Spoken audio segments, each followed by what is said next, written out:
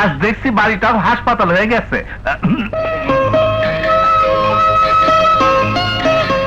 আপনি?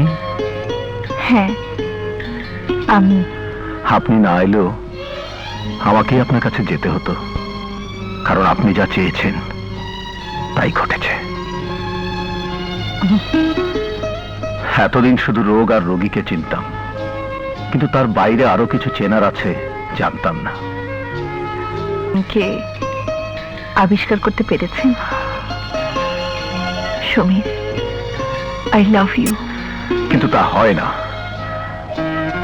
ওই আভিজাত্যের দেয়াল ভেঙে আপনি আসতে পারবেন না। প্লিজ প্লিজ আমার জীবনটাকে এলোমেলো করে দেবেন না। Samir, I promise I will marry you. আমি তোমাকে বিয়ে করব। সে ডাক্তার হোক আর যেই হোক, তার সাথে তোমার বিয়ে হতে পারে না। আমি যাকে ঠিক করেছি তার সাথেই তোমার বিয়ে হবে। আমি তাকে বিয়ে করব বলে স্থির করেছি। সিদ্ধান্ত পাল্টাতে হবে।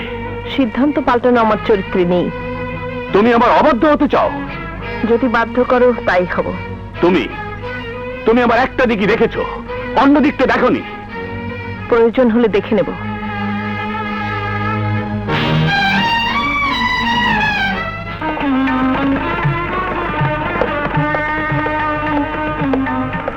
হুট করে কাজের অফিসে এসে বিয়ে করাটা কি ঠিক হলো? বেঠিক কিছু হলে একটা ডাইভোর্স নামা লিখে পাঠিয়ে দাও।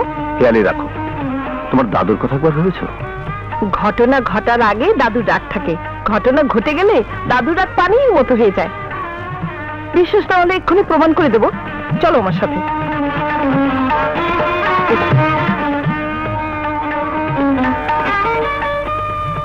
দাদু, নাতনিকে ত্যাগ করতে পারো, কিন্তু বরবধূকে তো বরণ করতে হয়। তোমার নাত জামাইকে নিয়ে এসেছি। Get out! I say get out! দাদু, দাদু, দাদু, দাদু।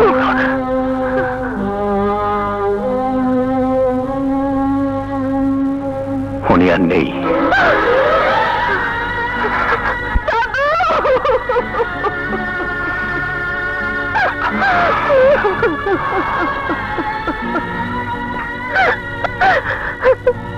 ঠান্ডা, দাদু অভিমান দিয়ে চলে গেছে। শুধু তাই নয়, এ বাড়ি থেকে শুরু করে বিষয় আশয়ে টাকা করি সবকিছু তিনি এতিমখানার নামে দান করে গেছেন। 3 গড়িয়ে রাত হয়ে এলো, এখনো সে আসছে না কেন?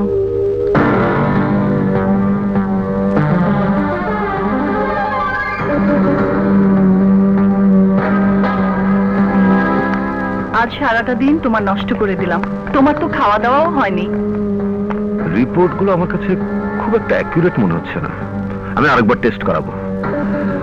আজ রাতটা রুনটির জন্য বড় ক্রিটিক্যাল। অবস্থা কোনো পরিবর্তন না হলে সাথে সাথে আমাকে টেলিফোন করে দেবে। ডাক্তার, নাকি কোনো বিদেশে? না না না না, এই মুহূর্তে তাকে মুভ করানো যাবে না। তাছাড়া লেট মি ট্রাই। হসপিটালের নতুন টেলিফোন নাম্বারটাও তো আমাকে দেয়নি। দেখি পাওয়া যায় কিনা।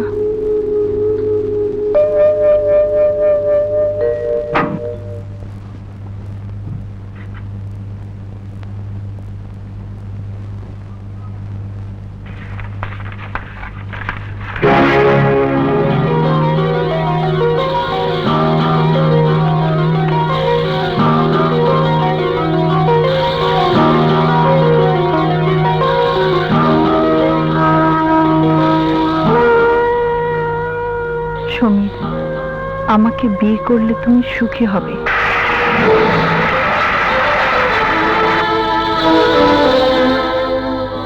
তুমি যাই ভাবো, আমি তোমাকে স্বামী হিসেবেই জানি।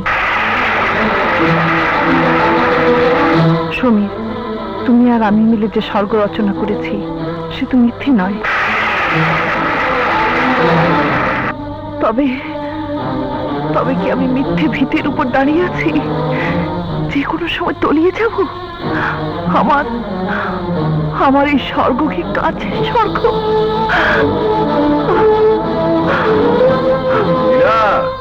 ইলা, উফ, আজ তাড়াতাড়ি বাড়ি ফেরার কোনো উপায় ছিল না। তোমার জানা উচিত ছিল কেউ তোমার জন্য অপেক্ষা করতে পারে।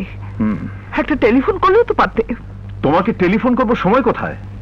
তা বটে, আজ বিশেষ কারো? আরে বিশেষ মানে সাংঘাতিক বিশেষ। অনেকদিন পর এলিজা।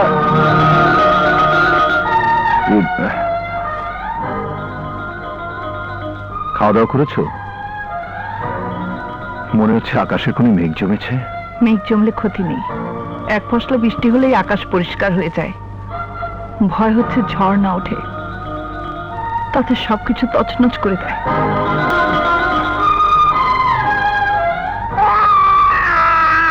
ওর অবস্থা এখন ভালো মনে হচ্ছে না, ডাক্তার সমীরকে একটা খবর দিন।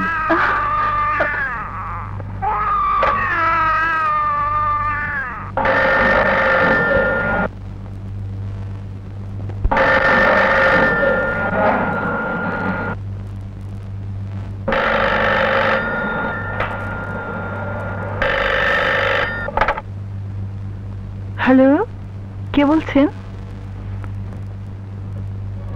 এলিজা? কাকে চাই?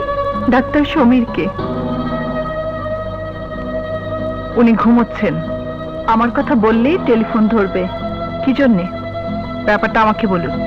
প্রয়োজনটা ওর সাথে, আপনার সাথে নয়। সরি।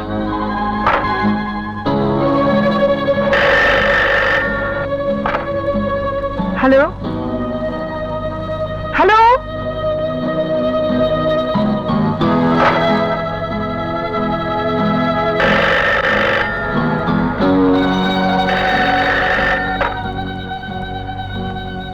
আপনার প্রয়োজনের কথা না বলা পর্যন্ত আমি টেলিফোন ওকে দেব না। রুন্টি জানি কেমন করছে? হ্যাঁ, চলো দেখি। রুন্টি, রুন্টি, রুন্টি, ওগো কিছু একটা করো। কাল রাতে আমার কোনো টেলিফোন এসেছিল? কোনো জরুরি টেলিফোন আসার কথা ছিল কি? হ্যাঁ। এখন গেলেই হয়তো তার সাথে দেখা হয়ে যাবে। দেখা করতে হবে, ভেরি আর্জেন্ট। নাস্তা খেয়ে যাবে না? ওটা ওখানেই করে নেব। ফিরবে কখন? ওটারও কোনো ঠিক নেই।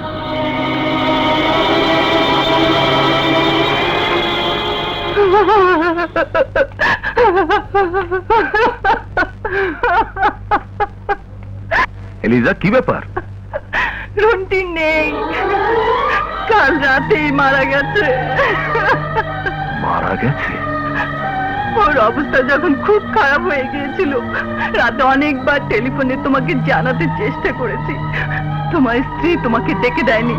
হোয়াট? আপনি এলে ওকে বাঁচাতে পারতেন কিনা জানি না, তবে আমাদের একটা স্যাটিসফ্যাকশন থাকতো। তোমার স্ত্রী বারবার নানা প্রশ্ন করে আমাকে বিব্রত করছিল। আমার ভাবতে অবাক লাগছে, একজন ডাক্তার স্ত্রী এত নিচু মনের হয় কি করে?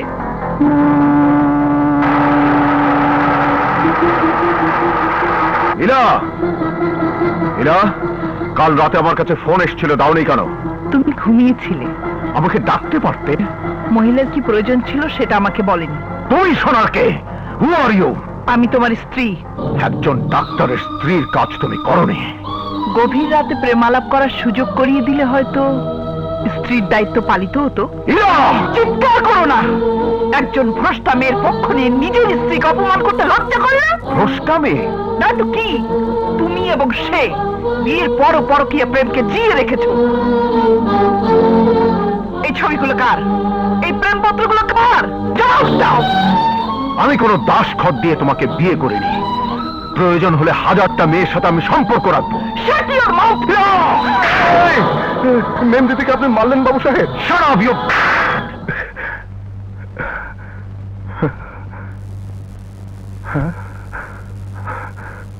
দুটো চরে যদি আমাকে মারতেন আমার হজম করতে কষ্ট হতো না বাবু সাহেব, কিন্তু কিন্তু যার গায়ে কোনোদিন ফুলের টোকাও পড়েনি সেই মেম দিদিকে আপনি মারলেন বাবু সাহেব। পুর ম্যান, নো পাওয়ার। নইলে মেম দিদির চরটা আমি আপনাকে ফিরিয়ে দিতাম। চল ঠান্ডা, আর এক মুহূর্তে বাড়িতে নয়। ঘরটা ভেঙো না মেম দিদি। বাবু সাহেব চল। স্ত্রী সন্তান থাকতেও যে পুরুষ অন্য মেয়ের সাথে সম্পর্ক রাখতে পারে তার সাথে সংসার করা চলে না। চল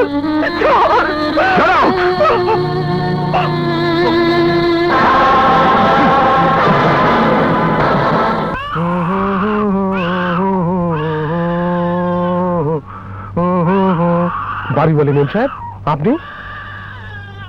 পরের বাচ্চা নিয়ে তুমি এত মাথা ঘামাইতেছো কেন? হ্যাঁ, বাচ্চাটা পড়েন না মেম দিদির, আর মেম দিদি এই দুনিয়ায় আমার সবচেয়ে আপন মানুষ। শুনছি হ্যাঁ রে, স্বামী ছাইড়ে দিছে। আপন হইলে আরো আপন করে লাও না। ইম্পসিবল ম্যাটার, আই নট মাথা ঘামাই, বুঝলেন? একটা উপকার করবেন? কি? বাচ্চার দুধ টুধ ঘরে কিছু নেই, আপনি ওকে একটু রাখবেন, আমি যাবো আর দুধ নিয়ে চলে আসবো। ঠিক আছে, দাও।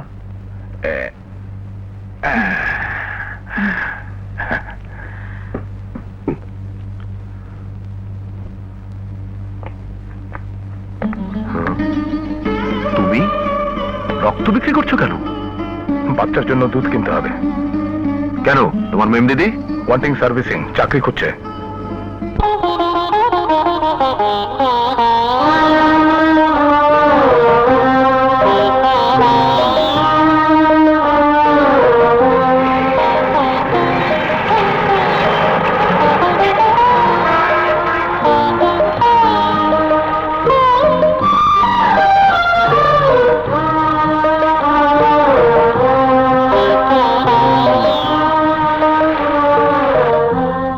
আমি এই চুড়িগুলো বিক্রি করব। দিন।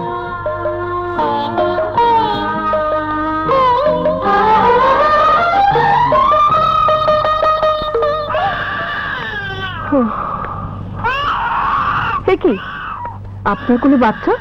ঠান্ডা কোথায়? বাচ্চা কাঁদতেছে দেখে দুধ আনতে গেছে। মেম দিদি, এতটুকুন বাচ্চাকে ঘরে রেখে মা বাইরে থাকলে কি চলে? Not good, not good. মা ছাড়া বাচ্চার কান্না কেউ থামাতে পারে না। কাঁদলে বাচ্চা মরে যায় না। তাছাড়া তাছাড়া বাচ্চার মায়ের ঘরে বসে থাকলে তো আমার চলবে না। নিজের উপর জিদ দেখাতে গিয়ে বাচ্চার উপর অবিচার করো না মেম দিদি। ইয়ে ওগুলো কি? কিছু দুধ আর টাকা কোথায় পেলি? হ্যাঁ, টাকা কোথায় পেলি? লটারি পেয়েছি। ঠান্ডা? বাড়ি থেকে চলে আসলে কি বাপের সন্তান পর হয়ে যায়? হ্যাঁ, ডাক্তার ভাই কিনে দিন। ওগুলো তুই আনতে পারলি? বুঝলাম, তুই আমার কাছে পড়। আমার অমর্যাদা তোর গায়ে লাগেনি। আমার সন্তানের যা খুশি হোক, তবু ওটা কোনো কিছু খেতে দেব না। তাহলে শেষ পর্যন্ত তোমার স্ত্রী তোমাকে ছেড়ে চলেই গেল। তুমি কেন যে আমাকে বিয়ে করলে না? সারা জীবন তোমাকে পস্তাতে হবে। না, পস্তাতে হবে না। আমি সবার পথ পরিষ্কার করে দিয়ে গেছি। এ ধরনের করুণা দেখাতে কোনদিন আমার বাড়িতে আসবে না। আমার সন্তানের প্রতি আমার দায়িত্ব আছে। অসতী মাকে যদি ভ্রষ্টা বলা হয়, অসৎ পিতাকে কি বলা হয় আমি জানি না। তবে তোমার ভিতরে যদি সামান্যতম মনুষ্যত্বের বীজ থেকে থাকে, তাহলে কোনদিন সন্তানের দাবি নিয়ে আমার সামনে দাঁড়াবে না। তাহলে ইমন কার পরিচয় বড় হবে? আমার পরিচয়।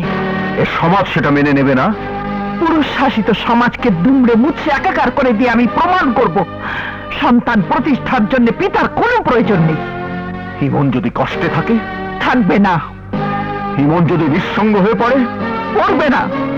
ইমনের মনে যদি পিতৃত্বের অভাবে দুর্ভাগ্যের ঝড় ওঠে? বুকের পাঁচটি এসে ঝড় আমি রুখবো। তুমি পারবে না, তুমি হেরে যাবে। আমার জীবনের ডিকশনারিতে হার শব্দটি লেখা নেই। It is my challenge. তাহলে তুমি আমার সাথে সব সম্পর্ক ছিন্ন করতে চাইছো? চাইছি নয়, সম্পর্ক ছিন্ন করে ফেলেছি। তুমি তুমি বন্ধন মুক্ত। তোমার জীবনে তুমি যা খুশি ভাবতে পারো। I give you that sort of liberty.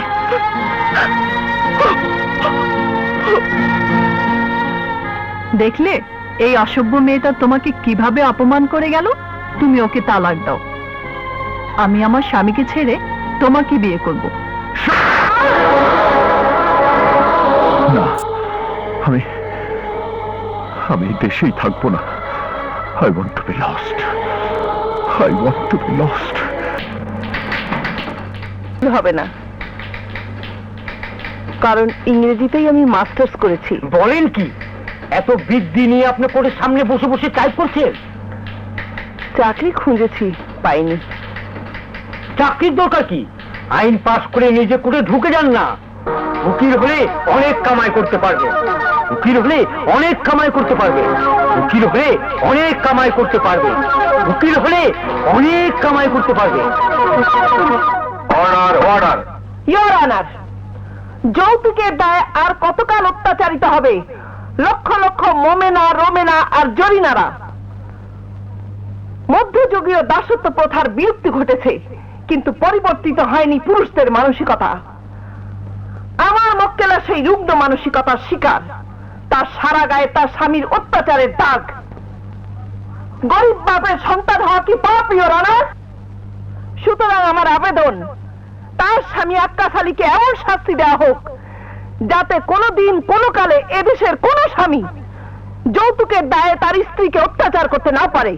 প্রয়োজন বোধে তালাকের ব্যবস্থা করা হোক। না হুজুর, আমি তালাক চাই না, আমি স্বামীর সাথে ঘর করতে চাই। এত অত্যাচারের পরেও? স্বামী হইল মাথার মণি, তার পায়ের নিচে আমার স্থান।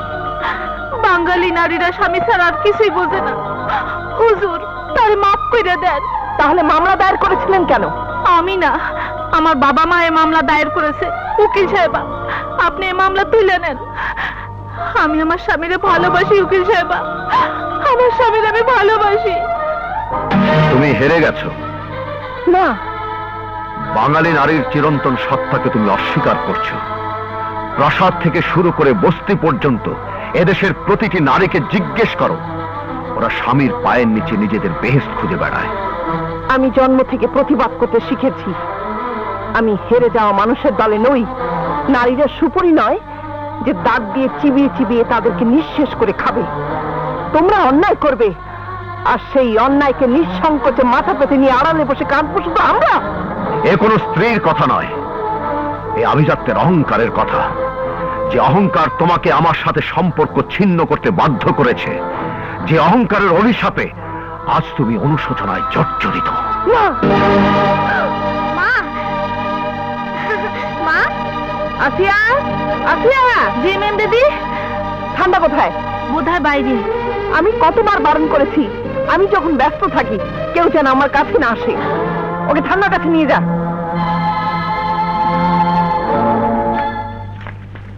এই যে ইমন মেম দিদির কাছে গেছে বললে দারুণ একটা ধমক খাইছে। জলদি ওরে সামলাও, নইলে তুমিও রক্ষা পাইবা না। আরে আমায় করবে কি ঘোড়া রান্ডা? এই তো লটারিটা পেয়ে গেলে বাড়ি গাড়ি কিনে একেবারে লাল বাহাদুর হয়ে যাব। তারপর পায়ের উপর পা দিয়ে খাবো ওয়ান কিক ইন দ্য কপাল অফ চাকরি। বুঝলে না? চাকরির কপালে লাথি। মামা, মার কাছে গেলে মা এত রাগ করে কেন? তোমার মার কাছে বেশি যাওয়ার কাজ নেই। আরে আমি তো আছি, ফাদার মাদার। বুঝলে না? বাবাও আমি, মাও আমি। তোমার মা তো ব্যস্ত থাকে, মহা ব্যস্ত। আদর করার সময় কোথায়? ভাগ্নে, নট থিঙ্ক। তোমার মা তো শুধু উকিল।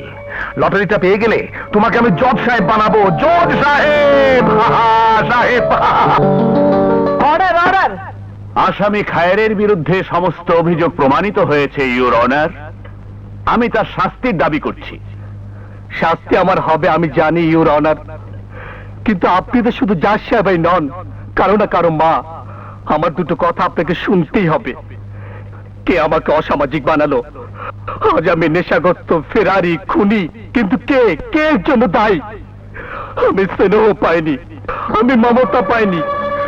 কুকুরও বড়লোকে বাড়িতে ঠাঁই পায়, কিন্তু আমি তাও পাইনি। আমার ছোটকালেই আমার বাবা খারাপ মেয়েদের সংস্পর্শে গিয়ে ঘর ছাড়া হয়েছে। আমার মা আমাকে ফেলে গিয়ে অন্য পুরুষকে বিয়ে করেছে। আমি দাঁড়ে দাঁড়ে আশ্রয় চেয়ে ফিরেছি, সবাই আমাকে দূর দূর করে তাড়িয়ে দিয়েছে। আমি সঙ্গ পেয়েছি সব অসৎ লোকদের। বলুন, আমি কিভাবে সুস্থ স্বাভাবিক মানুষ হয়ে উঠবো? আমাকে আপনার ছেলের স্থানে ঠাঁই দিয়ে নিজকে প্রশ্ন করুন। বাপ মায়ের স্নেহ না পেলে একজন সন্তানের ভবিষ্যৎ কি হয়ে ওঠে?